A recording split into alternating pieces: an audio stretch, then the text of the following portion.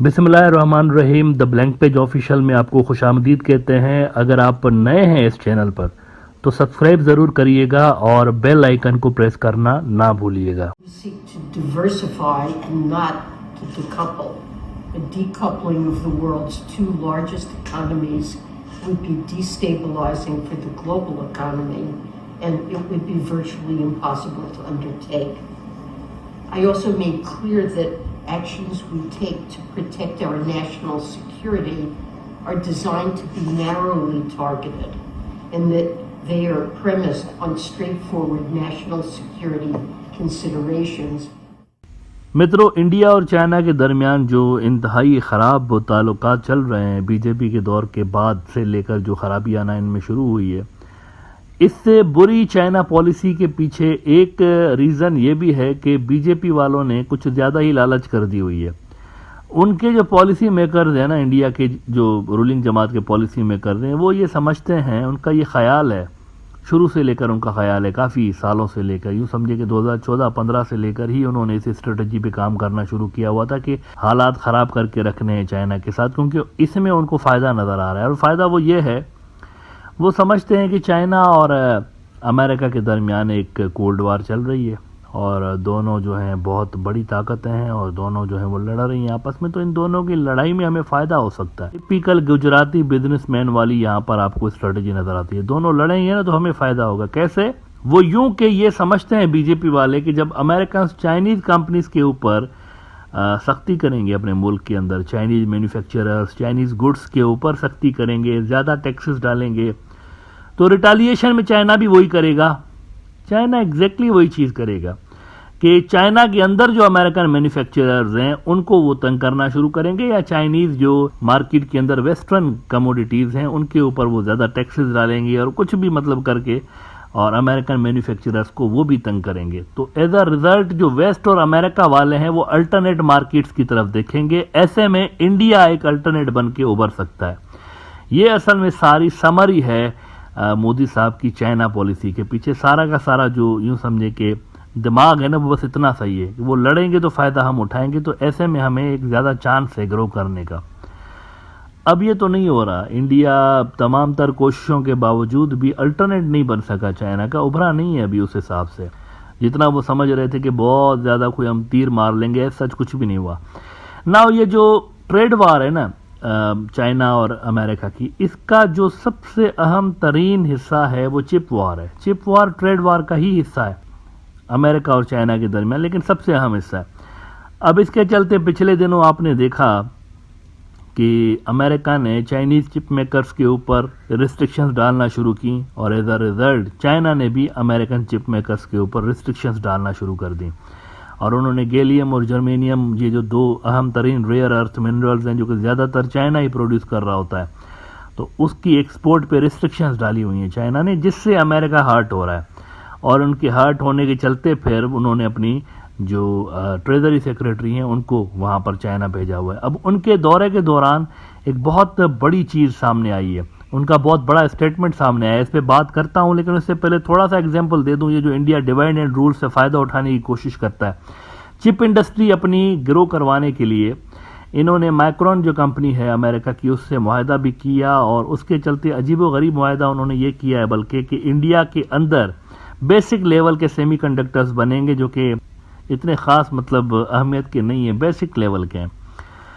तो इन्होंने मुआहदा किया है माइक्रॉन के साथ, और उस मुआहदे में अजीब सी क्लॉजेज ये हैं कि पैसे तो 70% प्लांट के इंडिया देगा, लेकिन ओनरशिप 100% अमेरिका के पास रहेगी। तो इस तरह के उन्होंने मुआहदे किए हुए। इतना डेस्परेट है इंडिया, इस मुआहदे से नज़र आ रहा है कि डेस्परेट है कि किसी तरह से हमें एंट्री मिल जाए इस मार्केट के अंदर, सेमीकंडक्टर्स की मार्केट के अंदर। अब वो बड़ी बात क्या हुई है जो कि मैंने कहा कि अमेरिकन जो सेक्रेटरी हैं, ट्रेजरी सेक्रेटरी, वो जो गई हुई हैं, ये अमेरिका का एक तरीका रहा है। कल भी इस पे बात की थी कि जब भी रेड लाइन के करीब पहुंच जाते हैं तो अमेरिकन कुछ ऐसा ज़रूर करते हैं जिससे टेंशन थोड़े से डिफ्यूज़ हो जाते हैं, और इनकी ट्रेजरी सेक्रेटरी की जो विजिट है चाइना की, वो भी उन्हीं कोशिशों का हिस्सा है काम डाउन करने के लिए। इन्होंने कहा है वहाँ पर, इनकी ट्रेजरी सेक्रेटरी ने, अमेरिका की ट्रेजरी सेक्रेटरी, ये जो चाइनीज़ है ना, इनकी और हमारी मार्केट इतनी आपस में जुड़ी हुई है कि डीकपलिंग का तो सोच ही नहीं सकते हम, सवाल ही पैदा नहीं होता। मतलब it is next to impossible. उन्होंने कहा कि चाइनीज़ और हमारी जो मार्केट है वो डीकपलिंग उनके, अच्छा डीकपलिंग का मतलब ये है कि अगर चाइना डाउन जाएगा तो अमेरिका भी डाउन जाएगा, ये दैट इज़ फॉर श्योर। और अगर अमेरिका डाउन जाएगा तो चाइना भी डाउन जाएगा।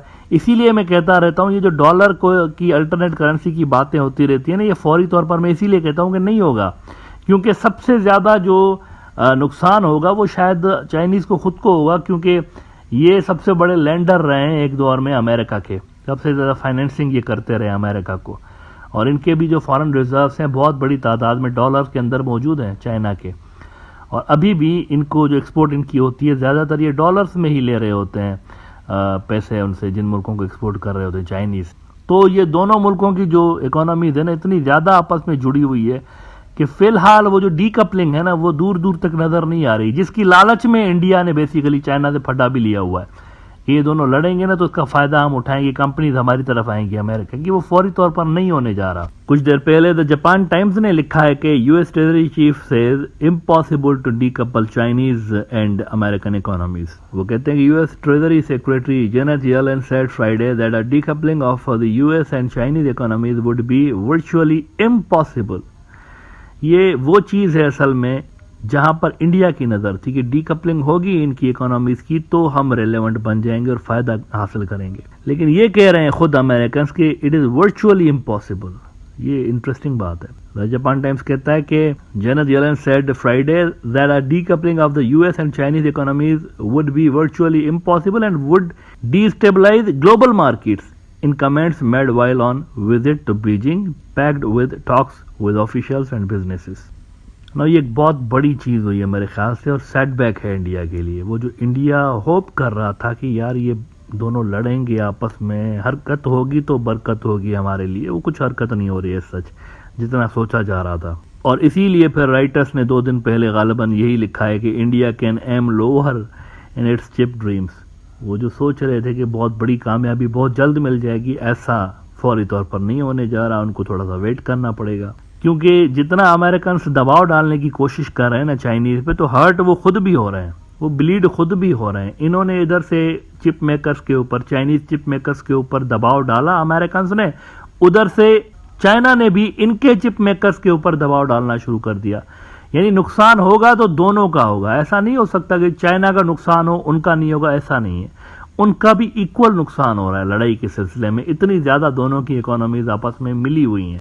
लिहाजा ये जिसने भी स्ट्रेटजी इंडिया के अंदर बनाई हुई है ना कि चाइना से दुश्मनी बना के रखो और उसके बदले अमेरिका से फायदा उठा के रखो, ये मेरे ख्याल से काम नहीं कर रही, इसको चेंज करने की ज़रूरत है।